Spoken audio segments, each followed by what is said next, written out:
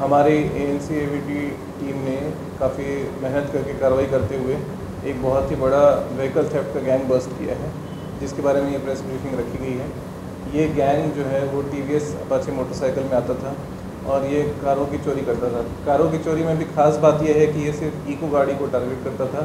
जो हमारे इसराना थाने के एरिया में मुकदमा नंबर 307 दर्ज है, उसमें एक इको गाड़ी चोरी हुई थी और ओल्ड इंडस्ट्रियल एरिया में भी 2 मुकदमे दर्ज हैं। तो हमने तीनों मुकदमे को एक साथ करके ये पता करने की कोशिश की कि इसके पीछे किसका हाथ है, और हमारी AVT टीम ने बहुत ही अच्छे से कार्रवाई करते हुए 3 लोगों को गिरफ्तार किया, जिनके नाम हैं राहुल, प्रवीण और देवेंद्र। ये तीनों खरपदा थाने के एरिया के रहने वाले हैं, सोनीपत ज़िले के। और इनका मोडस ऑपरेंडी ये रहता था कि जैसे ये गाड़ियों को चोरी करते थे, ये बिना देरी किए गाड़ियों के पार्ट जो है वो मायापुरी में एक कबाड़ी वाला है रवनीक, जिसको हमने आगे गिरफ्तार किया है, उसको ये बेच देते थे और वहाँ पे ये पार्ट्स तुरंत ही स्ट्रिप ऑफ कर दिए जाते थे, काट दिए जाते थे और अलग अलग इसके यूजेज किए जाते थे। दौरान रिकवरी हमने अपने जो तीनों गाड़ियाँ चोरी हुई थी पानीपत की, उनके ओरिजिनल नंबर प्लेट वगैरह भी बरामद किए हैं और कई सारे स्पेयर पार्ट्स रवनीक और इन तीनों आरोपियों के मिलीभगत के बरामद की गई हैं, जिसमें कि कुल गाड़ियों के सामान जैसे कि दरवाजे, इंजन, सीट, रेडिएटर और कई सारे स्पेयर पार्ट्स जो हैं कटे हुए, वो सब बरामद किए गए हैं। ये हमने इनसे समझने की कोशिश की तो इनके पास एक मास्टर की का सिस्टम है जो इको के लिए इन्होंने कहीं से निकाल के रखा है। तो अब हम ये आगे फर्दर जो कंपनीज हैं उनको भी लिखेंगे कि ऐसी हमने रैकेट बस्ट की है जो ये पर्टिकुलर गाड़ियाँ टारगेट करते थे, ताकि वो इसमें सिक्योरिटी सिस्टम से अपने करेक्शनल मेजर्स ले पाएँ। इनका कोई क्रिमिनल बैकग्राउंड सर?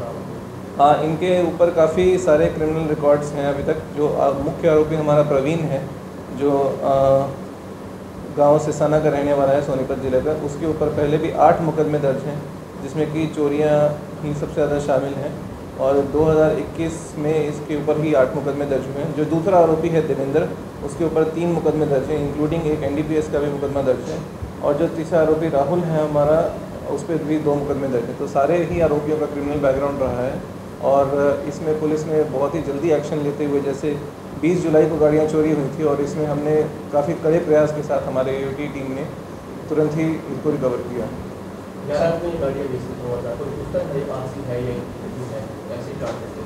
नहीं, ये जो आगे जहाँ सेल करते थे मायापुर दिल्ली में, उनसे हमने पूछताछ की तो उनका बस ये रहता था कि अलग अलग पार्ट्स अलग अलग जगह बेच देना, ताकि जो पुलिस टीम अगर पकड़ती है तो रिकवरी में उनको पार्ट्स जोड़ने में काफ़ी दिक्कत आए। तो हमने भी जो गाड़ियाँ हमारे एरिया से चोरी हुई थी, अनफॉर्चुनेटली वो कट गई थी, तब तक वो तो रिकवर हम नहीं कर पाए हैं, लेकिन उनके स्पेयर पार्ट्स और ये सब हमने रिकवर किए। अपाचे बाइक सर ये चोरी की थी या इन्होंने खरीदी हुई?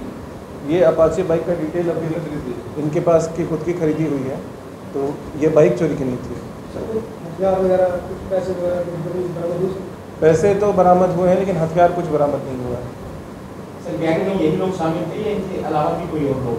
नहीं, अभी तक के इंटरोगेशन के हिसाब से इस गैंग में ये 3 मेंबर शामिल थे और इनके साथ जो रवनीक जो कबाड़ी वाला है, वो इनके हेल्प करता था पार्ट्स वगैरह आगे के डिस्ट्रिप करने में। सर, जो मास्टर की थी, इन्होंने कहीं तरीका उसका सीखा था या इन्हीं में कोई चाबी बनाने वाला भी कोई शामिल है? इस तरह से किस तरह वो मास्टर की जो है वो पर्टिकुलर कहाँ से इनके पास आइडिया? मास्टर की डिटेल पुरानी किसी चाबी है जो इनको गाड़ी को लगाने में आसानी होती है, कोई सेंसर वगैरह नहीं होता, इसलिए उसको किसी चाबी।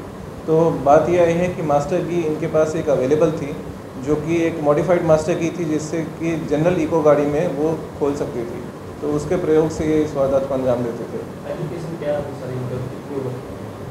इनकी उम्र तो ज़्यादा नहीं है और एजुकेशनल बैकग्राउंड आपने पता किया कुछ 30-35 साल की उम्र के लड़के हैं और कम पढ़े लिखे हैं।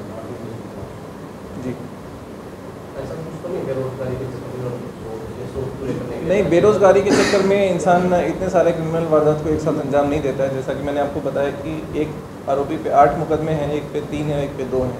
तो ये हैबिचुअल ऑफेंडर्स हैं और ये बहुत ही बड़ा गैंग जो है ऑपरेट करने की कोशिश कर रहे थे, तो इसको हमें समय रहते हुए हमने काबू कर लिया। सर, किस मुनाफे पर ये बेचते थे और ये पैसा कैसे बांटते थे किसी का? अब जैसे कि हमारे इन्वेस्टिगेशन में अब तक जो बात आई, जो हमारी गाड़ी जो पानीपत इलाके से एक गाड़ी चोरी हुई थी, उसको इन्होंने 60,000 रुपये में बेचा था इस कबाड़ी को, और पैसा ये 1/3 आपस में शेयर करते थे। जिस दौरान हमें पैसे की भी रिकवरी हुई है कुछ। कितने आरोपियों को जेल भेज दिए गए और कितने आरोपी? हमने इससे पहले 2 आरोपियों को 4 तारीख को जेल भेजा था और 2 आरोपी इंक्लूडिंग जो कबाड़ी था उनको हम आज ही दोबारा से जेल भेजेंगे। ये हमारे पास 4 दिन के पुलिस रिमांड पे थे। सर, जो लोगों से आप क्या अपील करना चाहेंगे जो जिनके पास इको गाड़ी है, किस तरह से वो सेफ रखें अपनी गाड़ी को? मैं सभी लोगों से ये अपील करना चाहूँगा कि व्हीकल जो है वो सेफ़ और सिक्योर रखना आपकी प्राथमिक जिम्मेदारी बनती है। जब एक बार व्हीकल चोरी हो जाता है तो हमारी टीमें उसके पीछे ज़रूर लगती है, लेकिन अगर अपनी प्रॉपर्टी को आप सेफली रखेंगे तो चोरी होने की बात भी नहीं आएगी। जितने भी गैंग्स हैं हम बर्स्ट करते रहते हैं, पर व्हीकल को चुराना, खास करके जो बाइक की चोरी है उसमें सिक्योरिटी फीचर्स इतने नहीं होते हैं कि उसके चोरी को ज़्यादा स्किल लगे उसमें चोर को। तो इसीलिए मैं आप लोगों से ये अपील करना चाहूँगा कि जहाँ पे भी पार्किंग हो वहाँ पे पार्क करें, अपने व्हीकल को इधर उधर खड़ी ना करें। अपने घर पे भी अगर व्हीकल रखें तो उसको इंश्योर करें कि किसी न किसी गैराज में रखी हो या किसी कैमरे की नज़र में हो, ताकि आपके व्हीकल सुरक्षित रहे। जितने भी एडवांस सिक्योरिटी फीचर्स आपके व्हीकल के लिए होते हैं, जैसे कि अगर आपके पास कार है तो उसमें GPS ट्रैकिंग के लिए डिवाइसेज आती हैं, वो आप अपने कार में ज़रूर रखें ताकि अगर in case of any miss happening हम उस व्हीकल को ट्रैक डाउन कर सकें।